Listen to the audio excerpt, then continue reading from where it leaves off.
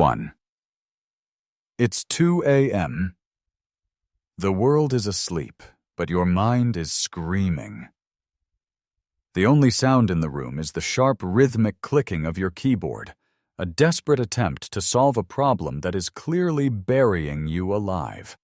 Your eyes are burning, your chest feels tight, and you're drowning in a sea of tasks you can no longer manage. The solution is simple. One phone call, one text, one honest admission that you can't do this alone.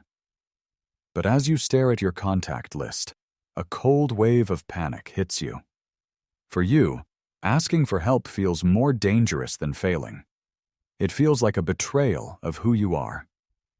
How many times have you looked someone in the eye while your world was collapsing and said the 3 deadliest words in your vocabulary, "I am fine"?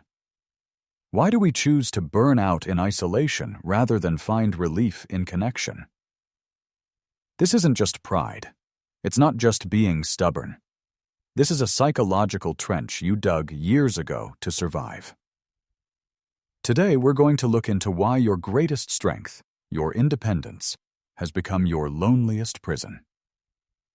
2. In our society, we are taught to worship the self-made. We celebrate the person who never complains, the one who carries the heavy lifting without breaking a sweat, the one who doesn't need anyone. We call it strength. We call it maturity.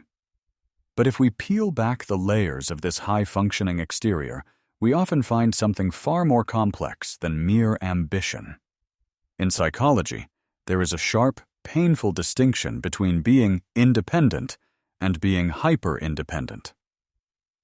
True independence is a skill, the ability to care for yourself while knowing when to lean on others. Hyper-independence, however, is a survival strategy. It is a rigid, ironclad defense mechanism designed to protect you from the one thing you fear most: being let down. Think about that for a moment. When does a choice stop being a choice and start becoming a compulsion? Researchers Flynn and Lake explored this invisible barrier in a landmark 2008 study published in the Journal of Personality and Social Psychology. They discovered something startling. Most of us walk around with a massive blind spot in our social perception. We consistently underestimate how willing others are to help us by as much as 50%. We convince ourselves that asking for a favor is a burden, an annoyance, or a sign of incompetence. But the data suggests the opposite. People are actually wired to find meaning in helping. So if the help is available, and the burden is a myth, we have to ask the difficult question. Is your self-reliance a reflection of your talent, or is it a shield? Are you doing it all yourself because you are that good, or because deep down, you simply don't dare to trust that anyone will show up if you fall? 3. Let's look at Nam. On the outside, Nam is the person everyone envies. He is the anchor of his department, the friend who always shows up, the one who seems to have life figured out to the last decimal point. But Nam is living inside a glass box. He can see everyone, but no one can truly touch him. The first crack in Nam's armor appears during something as simple as a coffee break. A coworker brings him a small pastry, a simple gesture of kindness. To most, this is a moment of warmth. To Nam, it's a debt. The moment that box touches his desk, his heart rate spikes. He doesn't feel grateful. He feels exposed. In his mind, an invisible ledger has just been opened, and he is suddenly in the red. He spends the next hour obsessing over how to pay it back, perhaps by finishing that coworker's report or buying an even more expensive lunch.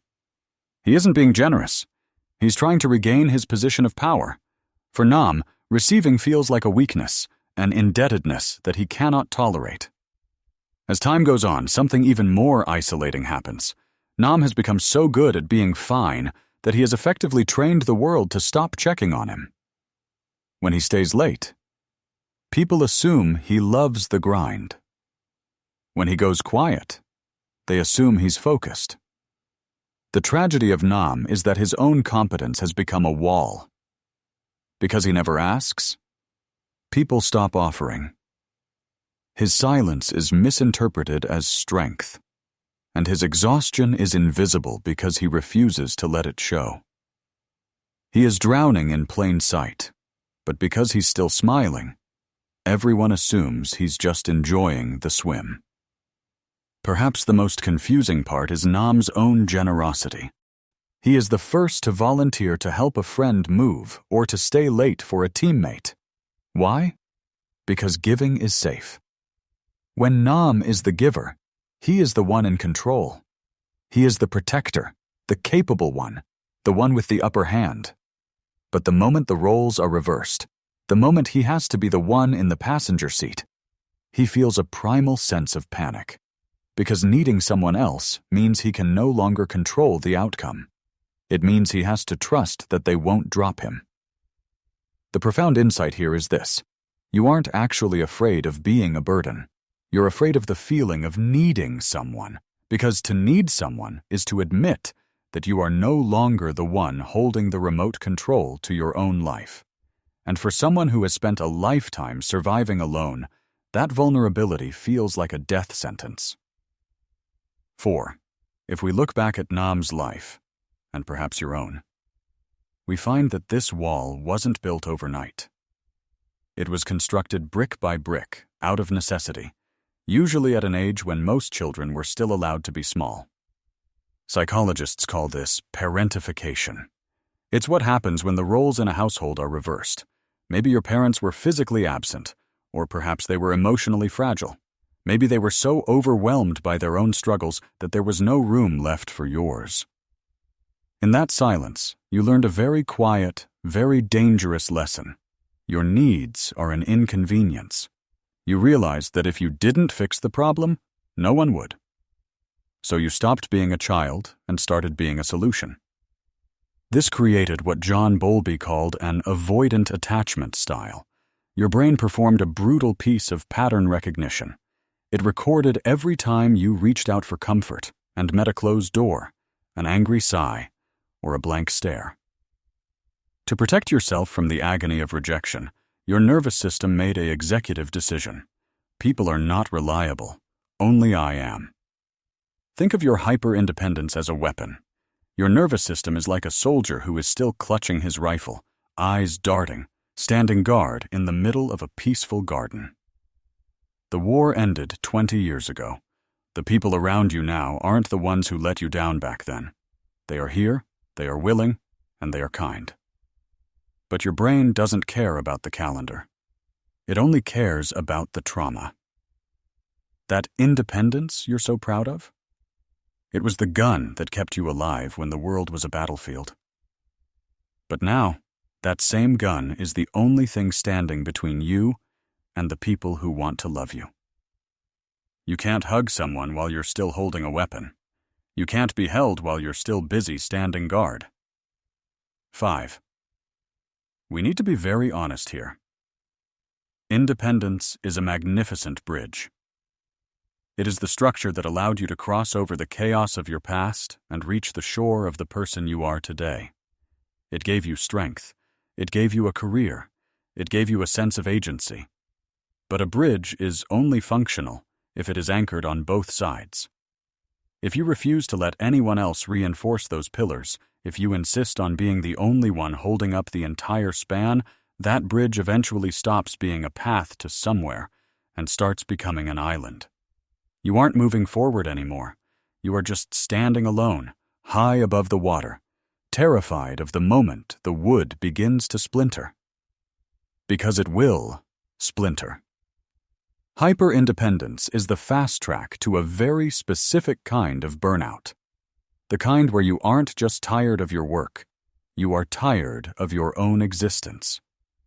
It is the heavy, hollow loneliness of being surrounded by people who love you, yet feeling like a ghost because no one actually knows how much you are struggling. And there is a hidden cost to those around you too. When you refuse to be helped, you inadvertently send a message to the people who care about you. You tell them that they aren't trusted, that they aren't needed, and that they aren't strong enough to handle your weight. You turn your relationships into a one-way street, where you are the eternal giver, and they are the perpetual outsiders. By never being the one to receive, you rob the people you love of the most profound joy in any relationship, the chance to be there for you. You don't realize it, but your strength is actually a form of distance that keeps everyone you love at arm's length. 6. So where do we go from here?